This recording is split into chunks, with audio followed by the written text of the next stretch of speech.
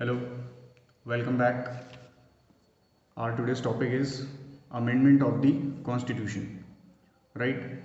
ये बात ध्यान रखिएगा, amendment of the Indian constitution. We are not talking about amendment of the IPC यानी क्रिमिनल लॉ और civil law etcetera. Right? We are discussing over here amendment of the Indian constitution. तो firstly pause the video और अपना जो आपके notes हैं या फिर वीडियो में से ये पूरा जो है आप यहाँ से लेकर के इस पूरे टॉपिक को पढ़ें. ठीक है, यहाँ तक. राइट? इज अ सेंटर, ये पूरा टॉपिक आप पढ़ें पॉज करके video and after that will discuss this chart. Right? क्या उसमें लिखा है, what is over there. Now I am assuming that you have read that. Now will discuss this in detail. So firstly देखते हैं what is called amendment. So you all know that amendment is change और alteration in the constitution. Right? Amendment जो है यानी change और alteration, ये जो इसका प्रोसीजर है, procedure of the Indian amendment of the Indian constitution which is enumerated under article 368. Right? Explained in detail under article 368 of the Indian constitution. Now I have a simple question for you. Power to amend the constitution ये किसके पास है ना? कौन है, which is the body who will amend, who has the power to amend the Indian Constitution, centre और दी state, यानी central government और सेंट्रल गवर्नमेंट और दी स्टेट गवर्नमेंट. तो इन दोनों में से कौन सी वो गवर्नमेंट है जिसके पास कॉन्स्टिट्यूशन को अमेंड करने का पावर है? It's a very simple question for you. ठीक है, आपको लास्ट तक खुद ही पता चल जाएगा इसका आंसर और पता भी होगा कुछ को, है ना. बाकी I will give you the answer. Now amendment, change और ऑल्ट्रेशन, तो ऑब्वियसली बात है चेंज या ऑल्ट्रेशन यानी कि अमेंडमेंट होगा किसमें? कॉन्स्टिट्यूशन के किसी भी आर्टिकल में अगर अमेंडमेंट होता है तो उसको कॉन्स्टिट्यूशन या amendment of the Indian constitution बोला जाएगा. राइट? सो ऑब्वियसली बात है अमेंडमेंट किसी ने पर्टिकुलर किसी आर्टिकल में ही होगा. तो there are total 395 articles, you know that. Total 395 articles are over there. Right? So जितने आर्टिकल्स हैं उतने ही प्रोविजंस भी हैं. नाउ अब ये जो हमारा अमेंडमेंट प्रोसीजर है अंडर आर्टिकल 368, इसी की वजह से हम ये बोलते हैं ड्यू टू द फैक्ट कि भाई ये जो हमारा इंडियन कॉन्स्टिट्यूशन है that's a unique blend of flexibility and rigidity. Right? यानी जितना फ्लेक्सिबल होना चाहिए उतना फ्लेक्सिबल भी है to amend the Indian constitution and rigid भी है. राइट? यही कुछ फीचर्स हैं जिसकी वजह से हम ये बोलते हैं कि Indian constitution is a flexible blend of flexibility and rigidity. Right? So amendment जो इंडियन कॉन्स्टिट्यूशन है उसमें 3 टाइप से अमेंडमेंट पॉसिबल है अंडर आर्टिकल 368. 3 टाइप से अमेंडमेंट पॉसिबल है. कैसे वो देखते हैं. 1, 2 और 3, है ना. There are 3 types of procedure by which we can amend the Indian constitution. Number 1 with simple majority, है ना, जो आपने इसमें पढ़ा होगा, सिंपल मेजॉरिटी. ठीक है. सेकेंड है आपका स्पेशल प्रोसीजर और थर्ड है स्पेशल मेजॉरिटी. तो यहाँ पर ये ध्यान देने वाली बात है कि 2 टाइप की मेजॉरिटी है, एक सिंपल मेजॉरिटी है और सेकेंड इज स्पेशल मेजॉरिटी और एक है स्पेशल प्रोसीजर. राइट? सो अमेंडमेंट की ज़रूरत क्यों पड़ती है, थोड़ा सा ये भी यहाँ पर देख लेते हैं. राइट? फॉर एग्जाम्पल, या समझने वाली बात है, जैसे हमारे सेलफोन्स, ठीक है, जिनको आप यूज़ करते हो, वो उनमें अपडेट्स होते हैं. राइट? विद टाइम उनमें अपडेट करना पड़ता है. जैसे आपके व्हाट्सएप में कोई नया फीचर आ गया तो उसको हमें कंपनी क्या करती है, अपडेट कर देती है सॉफ्टवेयर को. उसी टाइप से कॉन्स्टिट्यूशन को भी अमेंड करना पड़ता है. फॉर एग्जांपल, अभी आपने देखा सिटीजन अमेंडमेंट एक्ट आया था. राइट? तो हमने क्या करा, सिटीजनशिप को, ठीक है, जो सिटीजनशिप से रिलेटेड जो प्रोविजंस थे इंडियन कॉन्स्टिट्यूशन के उनको अमेंड करा था. That is why Indian constitution क्या हुआ, ऑटोमेटिकली अमेंड हुआ अंडर आर्टिकल 368. सो नाउ जैसा आपने पढ़ा होगा पूरे टॉपिक में, number 1 simple majority. Will discuss first the simple majority. ठीक है, ये बात ध्यान रखिएगा, कॉन्स्टिट्यूशन का कोई भी provision, any provision out of this 395 अगर अमेंड हो रहा है तो वो Indian amendment of the Indian constitution है.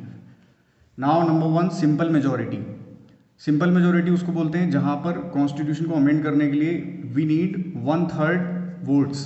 ठीक है, in short 33%. Right? Simple majority is called majority of 33%, है ना.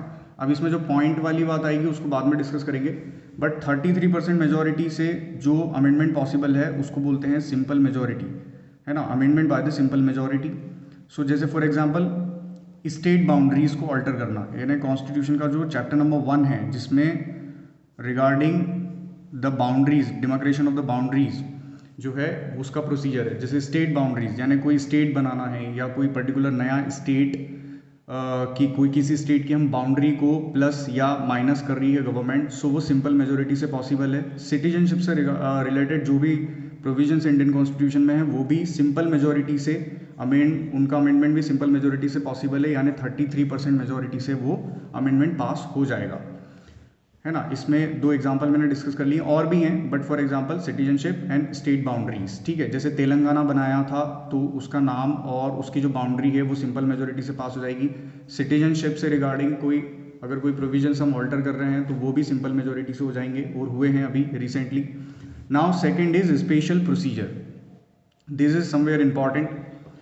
Special procedure is like Rajya Sabha और प्लस लोकसभा, इनके 2/3 वोट्स यानी ऑलमोस्ट ये 66% होता है, राइट, 66.66 आएगा but 66% will consider. So special procedure is of 66% votes, right, यानी 100 में से 66 वोट्स होना चाहिए तभी वो जो अमेंडमेंट है वो पास हो पाएगा, है ना। फॉर एग्जाम्पल इसमें हम जीएसटी को कंसिडर कर सकते हैं, example of GST, goods and services tax. इसमें क्या है, पहले तो 66% of the total vote, right, यानी राज्यसभा और लोकसभा दोनों के मिलकर 66% votes plus half of the states यानी 50% स्टेट्स का रेटिफिकेशन भी चाहिए इसमें, राइट। 50% स्टेट्स परमिशन होना ज़रूरी है, यानी total if we have 28 states right now, so we need 40 states in favour, 14 states in favour of that amendment, right. 40 states अगर एग्री कर देते हैं सो विच मीन्स ये जो जीएसटी है ये पास हो जाएगा। ऐसा ही हुआ था जीएसटी के टाइम पे भी, ठीक है। अब ये देखो half of the states permission की रिक्वायरमेंट होता है और ये जो रेटिफिकेशन लिखा है इसको जो एक्चुअल टर्म है वो है रेटिफिकेशन, है ना। 50% ऑफ द स्टेट्स का रेटिफिकेशन होना जरूरी है। Ratification means in short permission, ठीक है। जैसे जीएसटी को बंगाल जो स्टेट है हमारा, उन्होंने मना कर दिया था, जीएसटी को अप्रूवल नहीं दिया था, ठीक है। बट जितने भी जो मैक्सिमम नंबर ऑफ स्टेट्स थे उन्होंने जीएसटी के फेवर में वोट करा था, है ना। तो ऑब्वियस सी बात है जीएसटी हमारा पास हो गया, ठीक है। इसलिए जीएसटी को पास होने में इतनी दिक्कत हुई थी बिकॉज जो स्टेट्स गवर्नमेंट थी हमारी वो इनिशियली एग्री नहीं कर रहे थे upon the amendment regarding the tax और टैक्सेशन और tax system of the Indian union. Now will discuss procedure number 3, special majority. It is same as 66%, यहाँ पर 66% वोट की ज़रूरत होती है, राज्यसभा लोकसभा दोनों मिलाकर, ठीक है। Present and voting, present and voting means जितने प्रेजेंट है ना। इट इज़ पॉसिबल कि कोई प्रेजेंट ना हो, कोई मेंबर ऑफ पार्लियामेंट आया नहीं है, वेकेंट है उसकी सीट, है ना, और भी कुछ रीजंस हो सकते हैं। तो जितने प्रेजेंट हैं और जितने वोट करेंगे, है ना। फॉर एग्जांपल यहाँ पर हम एक और चीज़ देख लेते हैं। जैसे अभी आपको पता होगा there are total 552 seats in Lok Sabha, right, है ना। अब लेकिन हैं कितनी एक्चुअल में 543, है ना, इतने हैं। बट मैक्सिमम जो नंबर ऑफ सीट्स जो अलाउड है by the Indian constitution that is 552। और राज्यसभा की अगर आप बात करोगे तो उसमें there are 250 seats are permitted but in actual अभी जो है वो 245 है। अब आप ये मत सोचिएगा यहाँ पर आपको कन्फ्यूजन हो रही है सर 252 सीट्स हैं तो फिर 552 सीट्स हैं तो 543 पे कैसे पॉसिबल है ना। अब भाई ऐसा है कि if we are taking a flight from Bhopal to Bangalore, right, Bhopal to Bangalore, so it is possible कि वो 100 सीटर फ्लाइट हो बट उसमें 80 पैसेंजर ही बैठे हों, राइट, तो भी फ्लाई तो करेगी flight, right. So it is same, है ना। अब ये वेकेंट आप ये और फर्दर एक्सप्लेन कर देता हूँ। 552 सीट्स टोटल हैं तो 543 अभी टोटल हमारे पास मेंबर ऑफ पार्लियामेंट हैं लोकसभा में, है ना। अब आप सोच रहे होंगे कि सर ये वेकेंट कैसे हो जाती है, ठीक है। तो ये वेकेंट ऐसे हो जाती है सपोज दैट किसी की डेथ हो गई, इसके मल्टीपल रीजंस हैं बट फॉर एग्जांपल जैसे किसी कोई मेंबर ऑफ पार्लियामेंट बना बट उसकी आफ्टर दैट डेथ हो गई तो वो सीट जो है वो वेकेंट हो जाएगी अंटिल द नेक्स्ट इलेक्शन और until the election, mid term election, right.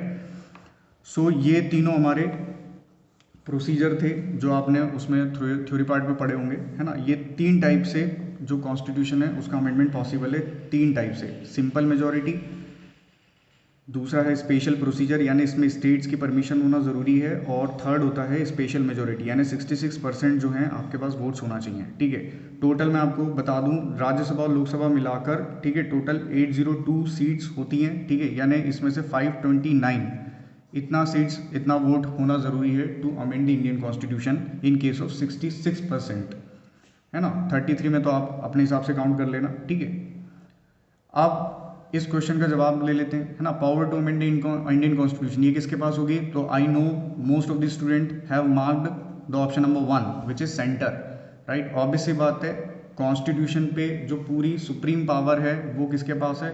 Central government के पास है। कॉन्स्टिट्यूशन से रिगार्डिंग, कॉन्स्टिट्यूशन के रिगार्डिंग कुछ भी कोई डिसीजन लेना है, कोई अमेंडमेंट करना है, या कॉन्स्टिट्यूशन से रिगार्डिंग कुछ भी काम है, तो वो सेंट्रल गवर्नमेंट के पास ही उसके रिगार्डिंग पावर है, स्टेट गवर्नमेंट के पास नहीं है, राइट।